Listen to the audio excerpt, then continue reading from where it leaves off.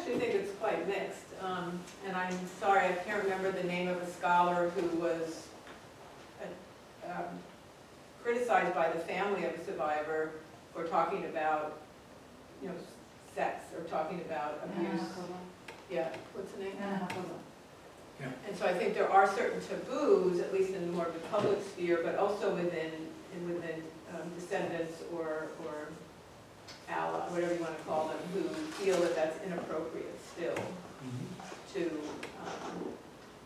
gender that experience, because somehow if you start gendering it, you get into exactly what we were just talking about in terms of Ilse Koch, right? That you need this kind of differentiation. And we have now the discourses and the theoretical frameworks to do that kind of work. But in some respects, there's still a little bit, I think, there's still a little bit of taboo sometimes. I can give you a real hard example. I was on the board at USC when Spielberg gave the money for the video project, the anti-Yale project. And two of my students two of my PhD students were the assistants there. And the question was then, how do we, first of all, set up a questionnaire, right? And Yale had set a model for the kind of questionnaire that you use, right? And it had been used then in the UK by Kathy, when she was doing the interviews in the UK. It was then eventually went to Potsdam, and so forth and so on. So we wanted to do something that filled in the gaps that the Yale questionnaire had left.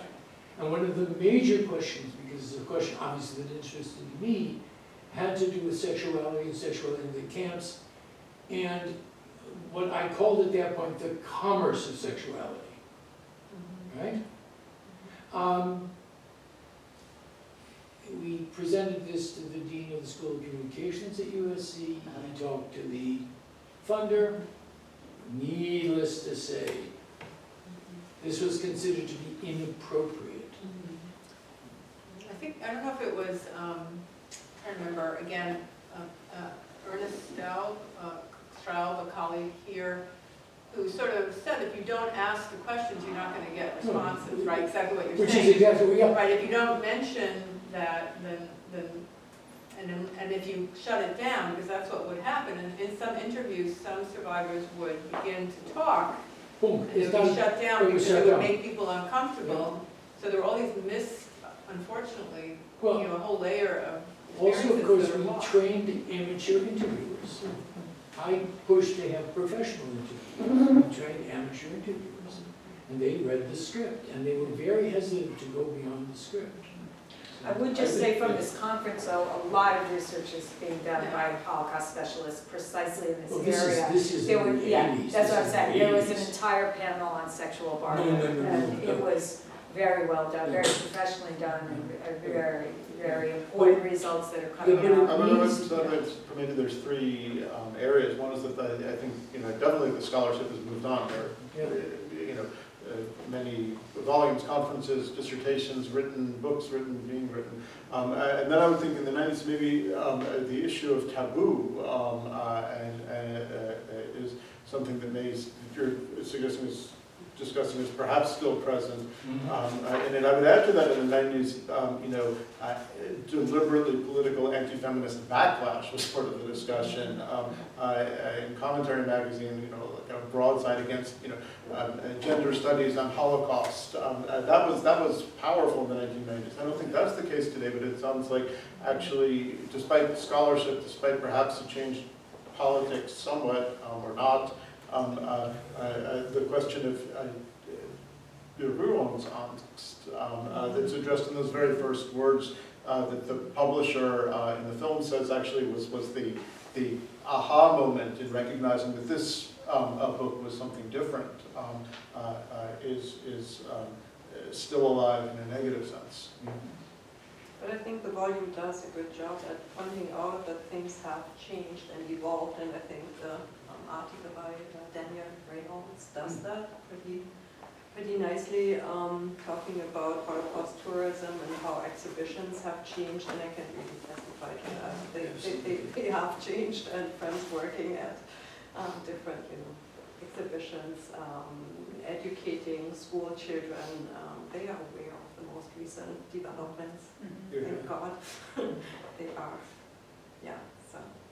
Again, the footnote is, when we constituted those 2 huge video archives, that's missing. Right, Yeah. absolutely. That's missing. And we don't have those survivors anymore to We ask don't. them. And of course, now we're moving into this bizarre notion, and again, USC is going to be doing this, of having holograph representations. So we will always have living survivors, which is as creepy as anything you can imagine. May I say something? Yes, Member Madison. Because I'm a journalist and we are also dealing with these issues, of course, you know. How much can you sell your story to your senior editor when it's still about the Holocaust and again? And I have a problem. Since I became 50, I sometimes lose my sentences and can't remember what I wanted to say. And just in this moment, I had it in type, so maybe it comes back. I have to apologize. Okay, I lost my words. I'm sorry. It never happens to, wait. No. Oh, yes, I can say it never happens No, it to. comes back. Okay. What I wanted to say is that what was the profit we as those who are sitting here had from survivors? So I could say that the survivors taught me that what you said before, that you have to have all the details. That maybe there is a narrative, but I observed it or experienced it differently. So the survivors made sure that there was always somebody who could correct if a narrative comes up that is not correct. And now we don't have these correctors anymore. And then it's very easy to put a narrative on something and close the box, you know.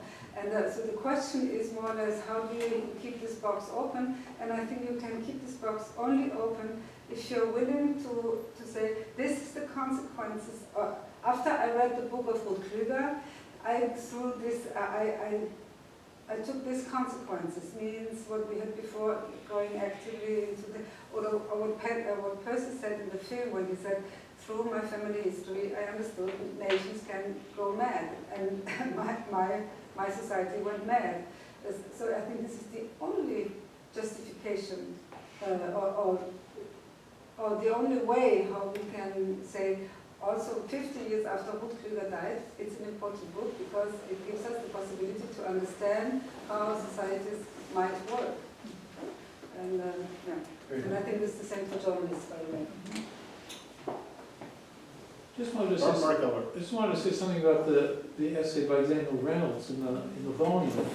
It's an interesting case where he argues against Ruth Krueger, which, you know, and I thought that's important, of course, you know, that she would always be happy to engage in a debate or a dialogue.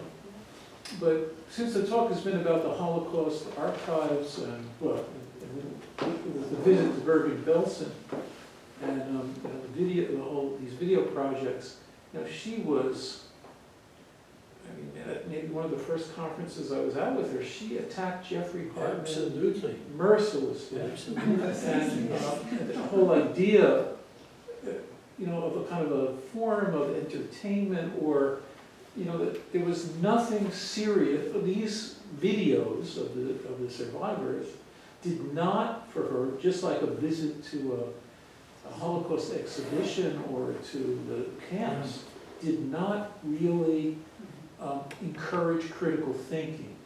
And that was the most important thing for her. And so she was, you know, she was merciless in her criticism of some of these phenomena. And I thought it was a very interesting essay. I remember, you know, saying to him, well, I think she did visit the Bergen-Belsen. And I said she wouldn't visit camps or something. I said, no, she did. I said, it's a kind of an interesting and contradictory moment for me. I remember asking her about it. And you commented. Yeah. But I can say something. She always used to say, when I asked her, do you want that we go to Auschwitz? She always said, not only to me, she said, I've been in Auschwitz, I don't want to go there anymore. Yeah. But in Bergen-Belsen, she has never been. And she had this agony that night, just before her heart surgery, and this Todesangst made her, she wanted to go and see this place. This was the reason. So she was very critically concerning these camps, and that they, she said, why would they repair these barracks, for example? What's the need of repairing these barracks? Why did they keep it? But Bergen-Belsen was something different, and the point was, I don't know if you understood it from the film, these mass graves, these huge mass graves. When you go to Auschwitz, they are on the buildings, but there are really bones, and that was, I don't know why I don't know exactly why she wanted to go there, but I know that she had agony before we went there, and that she wanted to see this place. She believes in ghosts.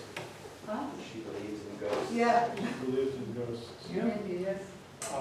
That may be a place for us to pause if we want to, but I would also like to give the panel a chance for a last word if you'd like to say it.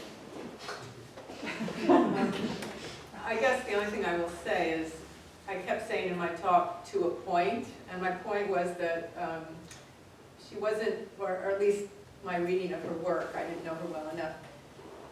I don't think she wanted to make anything categorical, right, like the final, which has a lot of connotation. And I think in some ways, she left some things open, but if she had had enough, she was very severe in that sense of to a point.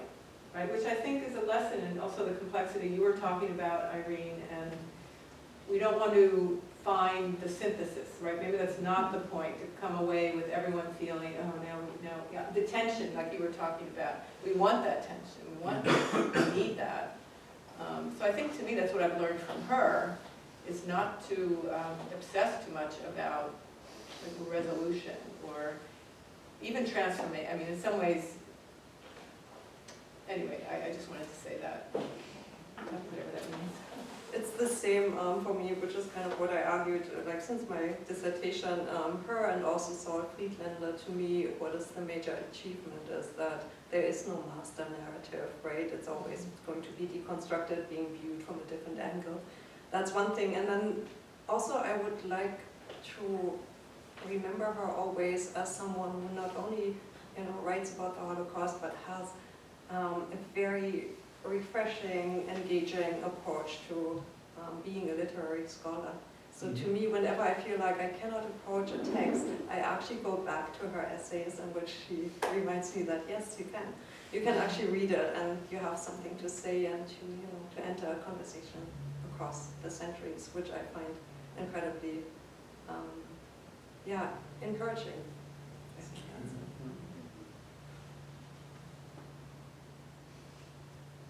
Silence. We can I would have building my sort of this whole conference. I want to thank everyone who's attended, participated for more than a day and a half of interesting discussion. Thank you, especially now to the panel.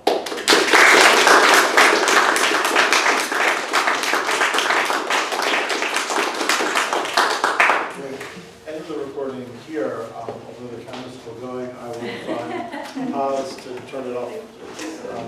I'm scared to turn it off myself because I don't want to lose what we have without clicking something safe. Thank you, thank you, thank you. It's really fun, fresh style. That's what I think. I'm sorry for I hear it, I can't.